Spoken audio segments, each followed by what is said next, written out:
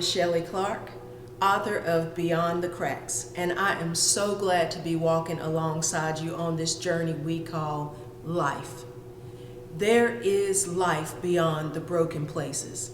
As a matter of fact, the future is bright and the possibilities are endless. Now come take a leap of faith with me as we explore living beyond the cracks. Are you ready? Let's get into it. The Detour to Destiny. Life is filled with detours, twists, and turns that we often don't see coming. And a detour can be anything from a 40-minute diversion through traffic to a 40-year not-so-fantastic voyage through the wilderness. Just ask Moses. You know, when I think about Moses and the Israelites' trip through the wilderness to the promised land, it took 40 years for them to get where they were going. 40 years. No one would willingly choose to take the long, uncomfortable path to get to their destination. Now, if given the option, I'm sure Moses would have said, "All right, God, give me the quickest, easiest route to get to the promised land because I'm not trying to be out here for a long time. I got my family to get back to, and some of these people are already complaining. So, whatever you can do." But God didn't exactly ask Moses' opinion about which route to take. So there's that. I encourage you to read the full story in the book of Exodus. It's one of my favorites. Whether long or short, an unplanned stop or diversion on the way to any destination is frustrating, right? And what makes a detour even worse is that it seems to happen at the most inopportune time. Without warning, you're moving in a completely different direction that you didn't intend to go, and you don't even have a timeline for when it's going to end, right? So that makes it both untimely and uncertain. When am I going to get back on the right path? But let's be honest, sometimes the best laid plans just don't get off without a hitch. There are some things that you can't anticipate and plan for. After all, you don't know what you don't know.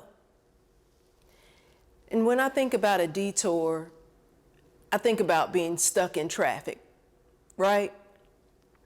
You're in the middle of traffic, suddenly there's a traffic jam or a reroute due to construction while you're driving. It's an abrupt inconvenience and a deviation from the direct course that you were on. But isn't life like that sometimes too? We got it all planned out. You know exactly where you're going, and out of nowhere, the navigation system of your life glitches, and you end up at a completely different destination. Now, I do believe that sometimes those diversions are a part of God's greater plan for our life to get us where we need to be. But I also believe that some of those diversions are because of our own choices, our poor decisions, lack of discernment, and outright disobedience to the Word of God. Now, okay, disclaimer, maybe that's not your story. I know that's not y'all. And you have just been happily dancing down the yellow brick road of life to the land of Oz. But I have encountered more than a few detours in my lifetime. Some because I totally threw caution to the wind, threw the map out of the window, and went driving down the fast lane of life with zero thought of the consequence. And other times, I was caught off guard and completely blindsided with a detour on the road to destiny. What kind of detours have you encountered? Maybe unexpected sickness, loss of a loved one, a failed relationship. You know, it could really be just about anything. And some end just as quickly as they began, while others linger and take more time to work through. One thing that we all have in common is life happens. Detours happen.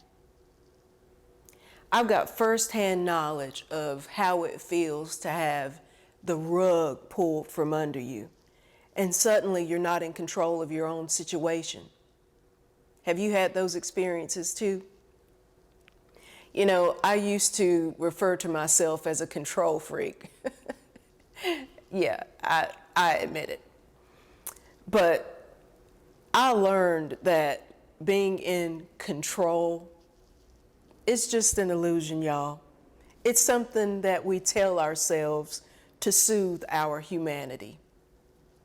But no one likes to feel powerless. We like to think that we're in control.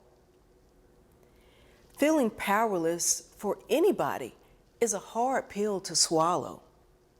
Knowing that there's nothing that you can do to influence, manipulate, or change your situation, it's an uncomfortable place. You know, I recall when my dad was diagnosed with pancreatic cancer. That was an unexpected blow.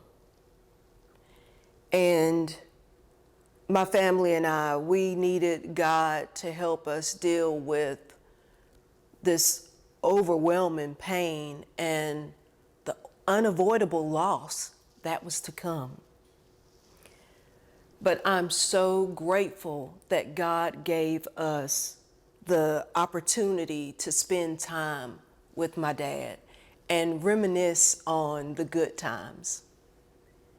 You know, we didn't lose him suddenly. God was gracious enough to give us that time. But I have to admit that there were times when the conversation felt awkward. It felt wrong or even selfish to talk about anything related to the future, knowing that he wouldn't be in it. Being the oldest of three girls, there was this unspoken expectation that I could handle it and that I would be the strong one. But honestly, the situation was hard. It was too much for me to handle alone. And it was one of the most vulnerable moments that I've had in my life. And I knew that I needed God to get through it. Psalm 55:22 reads, "Cast your cares on the Lord, and he will sustain you. He will never let the righteous be shaken." Maybe you're in a vulnerable space right now. I encourage you to cast your cares on him. He cares for you. You don't have to go it alone. But when life happens, we immediately go into fight or flight mode. But what happens when you don't have the strength to fight? What happens when you can't run from it? There is nothing like a detour and no way out to bring you to a place of submission, a place of surrender. But surrendering to the will of God is a good place to be. Now, I didn't say that it would feel good, but it is the safest place to be. Proverbs 3, 5, and 6 says, "Trust in the Lord with all your heart, and lean not unto your own understanding, and in all of your ways acknowledge Him, and He will direct your path." Trust Him to move you in the right direction by yielding to His will. We can lean on Him for strength when we agree to stop fighting. If you continue trying to fight the wind, all you're going to be is tired, because the wind is going to continue to blow. You can't outrun the detour. And guess what? You can't outrun you.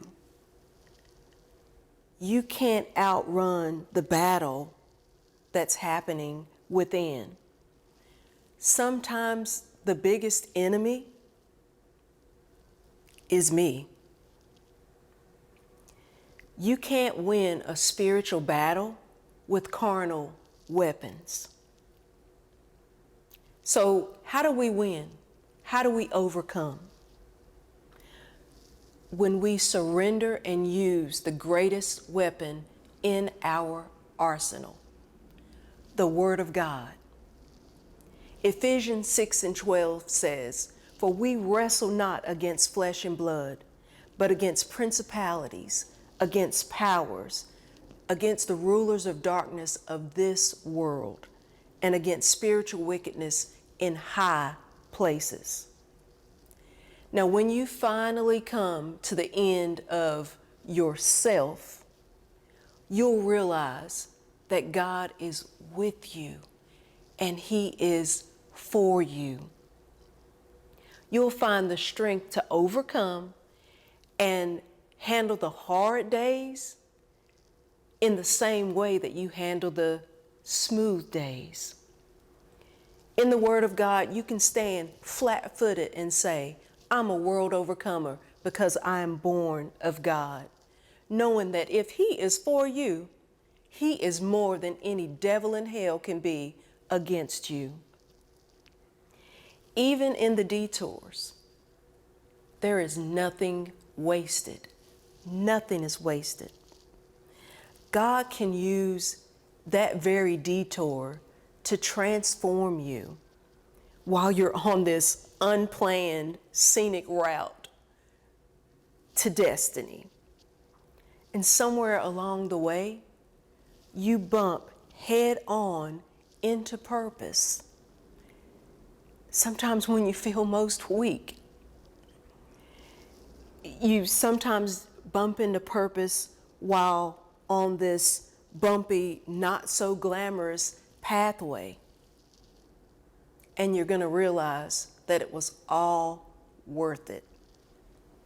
And look, it doesn't matter how long you've been on that unplanned route. Know that God is with you every step of the way. Detours can happen out of nowhere, but so can the grace and mercy of God. What looks like a dead-end road just might be a necessary detour on the road to destiny. Until next time, be encouraged. Go break barriers, overcome obstacles, and shatter ceilings as you continue to live beyond the cracks.